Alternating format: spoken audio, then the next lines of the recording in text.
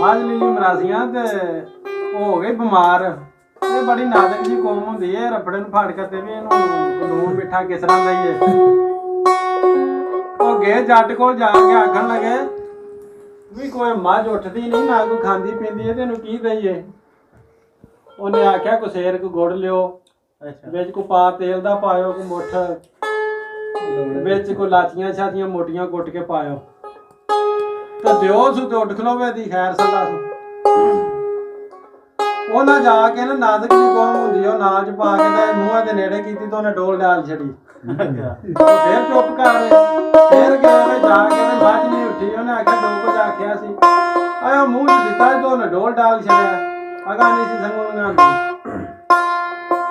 ਉਹਨੇ ਆਖਿਆ ਉਹ ਕਰਮ ਵਾਲਿਓ ਨਾਲ ਦੇ ਪਿੱਛੇ ਕਰ ਲਿਓ ਮੋਰੀ, ਸੰਗੇ ਚ ਦੇ ਕੇ ਨਾ ਨਾਲ ਤੇ ਮਗਰੂ ਮਾਰਿਓ ਫੂਕ ਤੇ ਉਹ ਅਗਾ ਟੁਰ ਜੇ। ਉਹ ਕੋ 5-7 ਦਿਹਾੜੇ ਲੰਘੇ ਨਾ ਚੌਧਰੀ ਹੋਰਾਂ ਸੋਚਿਆ ਵੀ ਜਾਪਦਾ ਮੱਝ ਨੂੰ ਆਰਾਮ ਆ ਗਿਆ, ਜਣਾ ਆਇਆ ਨਹੀਂ, ਪਤਾ ਤੇ ਲਈਏ। ਉਹ ਜਿਵੇਂ ਗਏ ਤਾਂ ਅੱਗੇ ਮਰਾਸੀ ਨੂੰ ਬੋਤਲਾਂ ਲੱਗੀਆਂ। ਉਹਨਾਂ ਪੁੱਛਿਆ ਵੀ ਤੈਨੂੰ ਕੀ ਹੋਇਆ। ਉਹਨੇ ਆਖਿਆ ਹੋਣਾ ਕੀ ਸੀ, ਮੱਝ ਨੇ ਪਹਿਲੋਂ ਫੂਕ ਕੱਢ ਮਾਰੀ।